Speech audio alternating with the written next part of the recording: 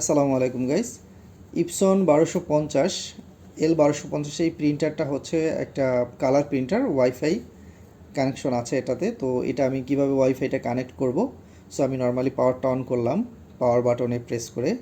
তো দেখেন ওয়াইফাইয়ের বাম পাশে যে দুইটা পোর্শন আছে এখানে কিন্তু দুইটাই বাতি জ্বলছে, কখনো উপরেরটা কখনো নিচেরটা। তো এটা আমার ওয়াইফাইটা এখনও অন হয়নি।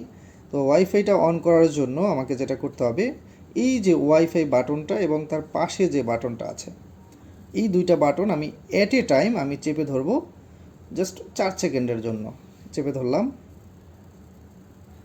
ওকে, চেপে ধরে ছেড়ে দিলাম। এখন দেখবেন যে এই যে বাতি যেটা জ্বলছে নিচ্ছে এটা বন্ধ হয়ে গেল এবং নিচের জায়গাটায় শুধু বাতিটা অন থাকবে এবং স্টেবল থাকবে, মানে কখনো অন অফ এরকম হবে না। দেখবেন যেটা স্টেবল থাকবে। একটু অপেক্ষা করি আমরা।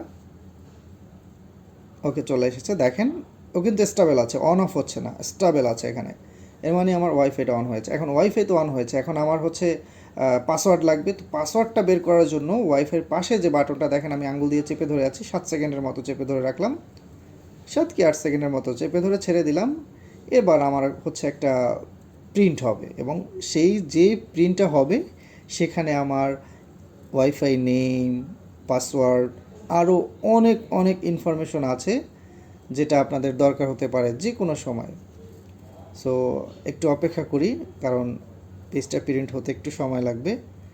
আর এই যে প্রিন্ট হচ্ছে, কারণ আমার ওয়াইফাই আমি মোবাইল দিয়ে সার্চ দিলাম, তো সার্চ দেওয়ার পরে হচ্ছে আমার ওয়াইফাই নামটা পেলাম, কিন্তু আমি পাসওয়ার্ড জানি না বা পাসওয়ার্ডটা কীভাবে বের করব। তো এটার জন্যই এই প্রসেসটা মূলত আপনাদেরকে দেখানো। তো এই পেজে আমার সব লেখা আছে, কনফিগারেশন, ওয়াইফাই নেম, পাসওয়ার্ড, সব কিছুই। ওকে, এটা যদি এখন আমি লক্ষ্য করে দেখেন, এখানে এই যে এসএসআইডি লেখা আছে দেখেন,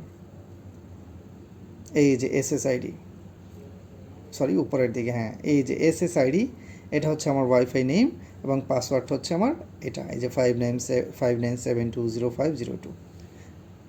thank you guys, thank you watching for this video.